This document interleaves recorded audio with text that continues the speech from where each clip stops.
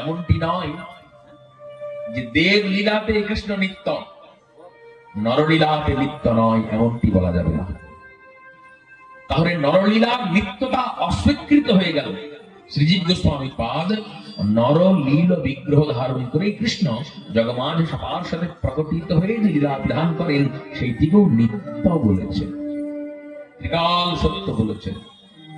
যে লীলা আগেও ছিল, বর্তমানেও আছে এবং ভবিষ্যতেও থাকবে, যেই লীলার প্রধান সহায়ক, লীলার পার্শ্বদগণ তারা কারা, মাতা পিতা তারা কারা, নন্দ যশোদা,